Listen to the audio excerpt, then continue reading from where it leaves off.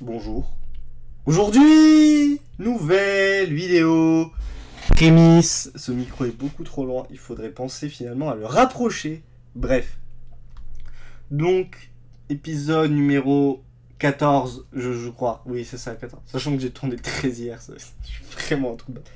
Et oui, je travaille. Enfin, pardon, je tourne 2 vidéos à la suite, ce qui fait que je travaille beaucoup en tant que youtubeur. Vous savez, c'est difficile. Voilà, je vais pas pouvoir. J'ai pas fait ma vidéo avec Squeezie, du coup, je pourrais pas acheter ma 8ème Lamborghini. Pardon. on parlera du cas des youtubeurs quand on fera la vidéo sur le travail. Ce qui sera finalement un énorme pied de nez à ce que je fais, parce que c'est. En même temps, c'est pas du YouTube que je vais essayer de la merde, mais bref. Donc, épisode numéro 14 sur finalement 2, enfin non pas 1, mais 2 concepts, parce que finalement, après avoir traité de ce sujet dans la vidéo précédente, quoi de mieux que finalement retraiter de concept, après tout.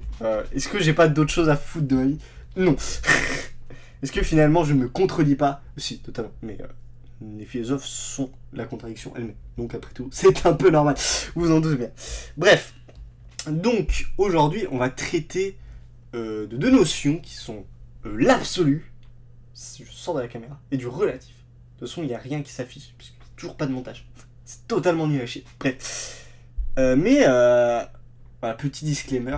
On va pas traiter de leur sens premier, entre guillemets.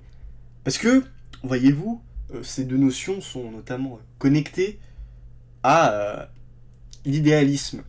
Or, j'en ai un peu rien à foutre de l'idéalisme.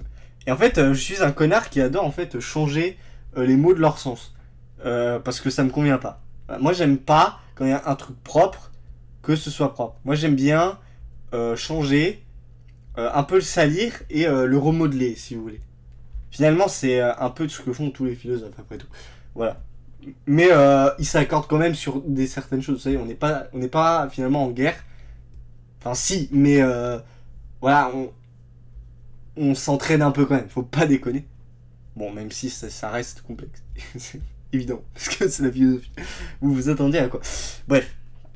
Donc, finalement, qu'est-ce que veut dire ces termes dans leur sens d'origine, finalement? Bah, c'est extrêmement simple pour une fois. Vous allez voir, rien de très compliqué. De toute façon, avec les exemples que je vais vous donner, normalement, ça devrait aller. Donc, l'absolu, c'est ce qui existe par soi. Ce qui n'a besoin de rien d'autre pour être, finalement. Voilà, c'est Dieu, c'est l'un chez Plotin, c'est les idées chez Platon, c'est la substance chez Aristote, enfin, c'est plein de trucs. Voilà. Concrètement, on pourrait techniquement dire la nature, mais bon, étant donné que souvent elle peut être associée à Dieu, je sais pas si ce serait extrêmement exact. Mais voilà. Concrètement, pensée métaphysique. Voilà. Si on vous dit absolu. Et relatif, à l'inverse, c'est ce qui a besoin de quelque chose d'autre pour être. Voilà. Bon, concrètement, là, le seul exemple que je peux vous donner, c'est le dualisme cartésien. Voilà. Avec d'un côté la substance pensante, la rex cogentis finalement, et la substance corporelle. Voilà. Qui font que l'humain est. Voilà. Dans l'idée, la substance pensante est une sorte d'absolu, mais elle nécessite que...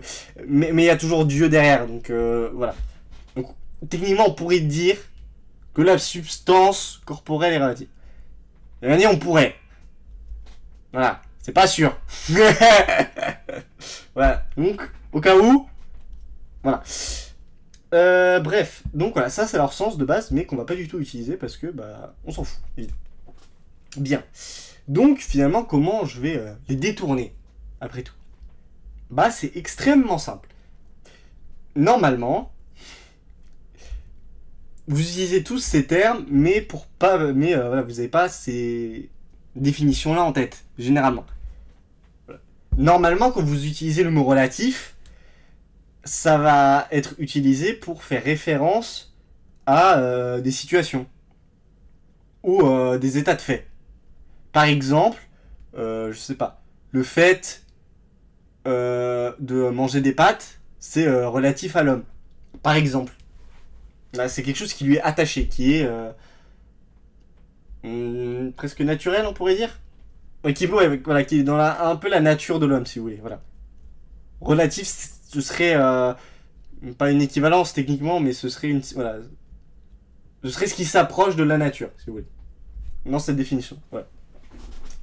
Et l'absolu, au contraire, ce serait plus universel. Enfin non, ce serait justement universel. Voilà. Je sais pas, que tous les mammifères ont... est-ce que tous les mammifères ont 4 pattes? Pas sûr. Oui, que tous les mammifères peuvent voir, par exemple, ça c'est un absolu. Je pense que tous les mammifères voient là, hein. Sinon ça me paraît très compliqué, mais voilà. Donc c'est techniquement un équivalent de la nature. Or, quand c'est utilisé de cette façon, on peut encore les détourner. C'est ça qui est très bien. Parce que moi j'ai envie de prendre ces termes dans des situations. Pourquoi? Parce que c'est là où ça pose des questions intéressantes. Et pour ça, j'ai pris le tableau que voici. Oui. Voilà. Ah, attendez. Que je m'avance parce qu'on voit rien, comme d'habitude. Voilà. Donc, comme d'habitude, vous ne comprenez rien et c'est tout à fait normal. Voilà. Pourquoi j'ai fait un truc qui ressemble à des notes de musique et juste un trait? Finalement, ça ne veut rien dire. Effectivement. Parce que je rappelle que c'est nous qui donnons un sens aux choses. Mais bref, on n'est pas là, on reparlera du scepticisme plus tard. Bien. On va commencer par le plus simple. Ok? Dans l'absolu, et dans les situations absolues, il n'y a qu'un chemin possible. Parce que ceci est finalement n'est que la représentation d'une ligne temporelle. Comme dans, par exemple, Retour vers le futur. Excellent film. Mais on n'est pas à peu près ça. Mais voilà. Concrètement, si tout était absolu dans les situations, tout se résoudrait de la même manière. Et oui, ça paraît évident. Il n'y aurait qu'une solution logique, pas juste une solution, une solution à tout en fait. Une seule et unique. Elle ne serait peut-être pas la même partout, ce qui peut poser certains problèmes parce que du coup on aurait un absolu très relatif dans ces cas-là. Hein, si on a une solution mais qui n'est... Si on a une solution pour tout, mais que cette solution n'est pas la même finalement, est-ce qu'on peut parler d'un absolu relatif? Excellente question. Excellent paradoxe aussi d'ailleurs. Parce que du coup ce n'est pas absolu, c'est relatif. Voilà. Donc, c'est ça que ça symbolise. Voilà. Et au-dessus du coup, bah c'est pareil, mais du coup c'est l'inverse. Du coup, chaque situation, voilà, les points que j'ai fait avec les traits, c'est des situations. En fait, ça c'est la ligne normale, mais dans l'idée, bah en fait, chaque situation se résout de manière différente. Voilà. Prenez n'importe quoi. Voilà, on va rester dans le terme dans les termes un peu politiques, ce que j'adore. Par exemple, si l'élection du coup législative qu'il y a eu, techniquement, il n'y a pas une seule solution, parce que sinon on serait là-dedans. Et voilà, vous avez un bulletin et plusieurs choix. Donc, cette situation ne peut qu'être relatif. Voilà, parce que vous avez plusieurs choix, à la fin il y a plusieurs scénarios qui sont décidés, et qui peuvent être décidés, donc voilà. Vous voyez que c'est pas une situation qui peut être réglée de manière normale, logique. Et voilà. Et là je parle juste de celle de 2024. Mais par exemple, celle de 2022 avait encore des choix et des moments différents. C'est extrêmement simple, vous voyez, c'est pas très complexe. Voilà. Chaque situation a une débouchée différente et n'est jamais la même. Même si dans l'idée on pourrait dire que la finalité dans ce cas-là, par exemple si je reprends les élections, bah c'est juste qu'il y ait 577 députés, ce qui est la finalité, ce qui serait techniquement là une finalité absolue. Mais qui ne le serait pas, étant donné que du coup on peut changer la loi, ce qui ferait qu'elle n'est que relative. Mais on s'égare. Voilà, c'est ça qu'il faut comprendre. Oh sa mère. J'ai fait tout le tableau. Voilà. On a donc différentes situations, ou même si vous voulez des situations similaires, mais qui présentent chacune des débouchés différents. Voilà, je pense que c'est le mieux pour vous faire comprendre. Donc, si on le prend d'un point de vue temporel, comment on ne peut pas créer d'universalisme? Parce que je viens de vous l'expliquer. Il faudrait que du coup, chaque situation enfin non, toutes les situations du coup dans le cas de l'absolu, ici, et exactement la même solution. Or, je doute que ce soit réellement possible. Même si cela est débattable, je n'en doute pas. Mais si on s'en tient juste à un point historique, et voilà, enfin, je sais pas, tout simplement. En fait, on peut prendre n'importe quelle relation de couple. Voilà, on prend 10 couples au hasard. Ouais, voilà, je pense que en fait, ce truc n'existe pas et que c'est de la merde. Et qu'on est plus là-dedans. Voilà.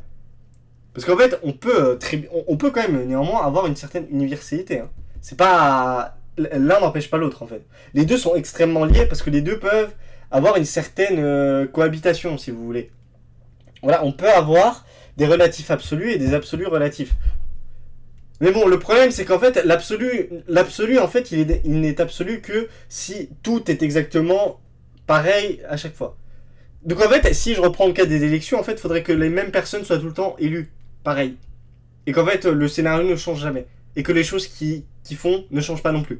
En fait, on serait dans une espèce de boucle temporelle qui se répète inlassablement. Donc, ça n'a pas trop d'intérêt, quoi. Voilà. Au moins, dans le relatif, il y a du changement. Il y a quelque chose d'intéressant. Dans l'absolu, il n'y en a pas. Parce que tout se résout de la même façon. Voilà.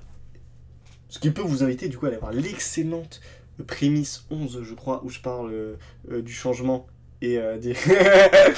excellente vidéo, voilà. Où vous en apprenez plus. Voilà, vous pouvez déjà vous interroger sur le fait que la vie c'est de la grosse merde et qu'il faut être dépressif. Mais voilà.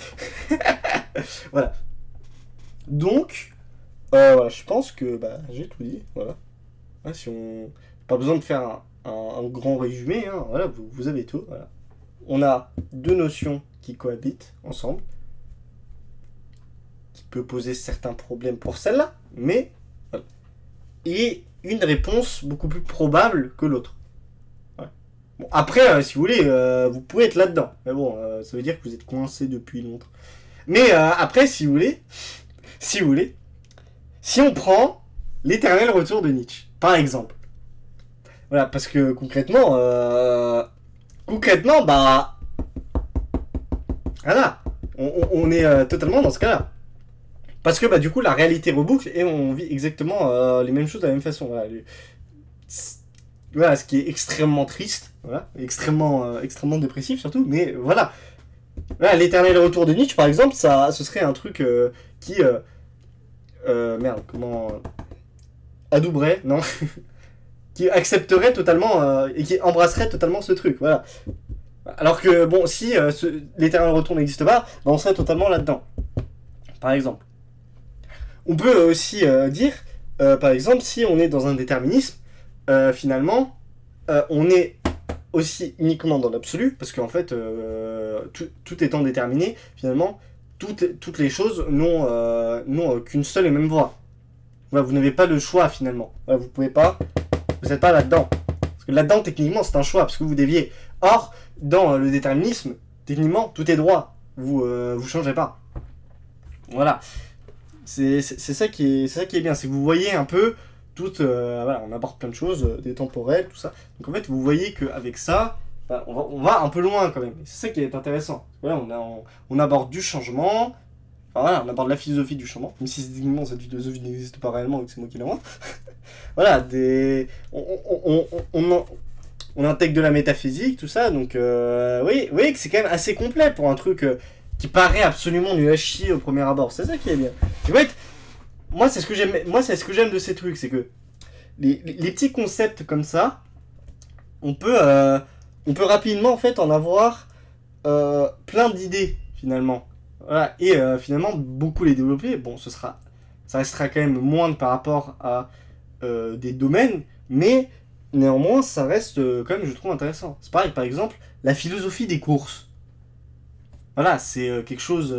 C'est pas quelque chose sur lequel on s'interroge normalement. Néanmoins, voilà, j'en ai fait un tableau, c'était il y a 2 jours, où voilà, j'ai quand même pu en ressortir des choses intéressantes. Voilà, ça parle de social, d'amour, notamment, oui, évidemment, d'économie, tout ça. Mais c'est ça qui est pratique, c'est qu'avec des trucs qui paraissent nul ou sans intérêt au prime abord, bah, s'y intéresser, en fait, ça montre finalement toutes ces facettes, voilà, de la philosophie qui finalement est beaucoup plus présente qu'on ne peut le croire et qui est finalement partout. Voilà. Donc, bah écoutez, voilà, 15 minutes, voilà, je pense que c'est pas mal, hein, voilà, une petite vidéo un peu tranquille, voilà, qui change un peu, enfin qui change un peu, non, qui est beaucoup moins, j'allais dire virulente, j'allais dire excitante, mais c'est pas hyper active, voilà, plutôt que la précédente où voilà, c'était sur la fin, c'était vraiment un peu parti en couille. Mais voilà, ça fait aussi un peu du bien de faire un truc un peu plus chill, décontracté. Vidéo que je devais faire en plus depuis extrêmement longtemps, parce qu'à la base c'était épisode 13. Donc voilà. Ça au moins, enfin c'est fait. Voilà, c'est ça qui est c'est ça qui est bien finalement. Bref. Donc sur ce, normalement la prochaine vidéo sera aussi une prémisse, parce que bah y a toujours pas d'actu. Hein. Voilà. On s'emmerde. C'est ça le problème. Sortez des trucs sur l'IA, n'importe quoi, que Twitch refasse des conneries. Mais on se fait chier. Y a rien à dire. Ah si, je pourrais analyser l'actu politique, mais bon, bah je suis pas Jean Massier. Et ça m'intéresse pas. Mais voilà. Peut-être un petit teaser pour la prochaine vidéo, on ne sait pas. Bref. Sur ce, voilà, merci encore à vous d'avoir écouté. D'ailleurs, j'ai appris que des étudiants de Henri IV me regardaient. Voilà, big up à vous. Voilà, merci. Voilà, ça fait plaisir de voir qu'en fait vous écoutez un gueux comme moi finalement. Je remercie finalement les riches finalement de s'intéresser au savoir des plus pauvres. Ça me fait extrêmement plaisir. Ça va, on peut rigoler, hein. Bref. Bon bah sur ce, moi je vous dis à la prochaine et voilà, tout simplement. Alors oui.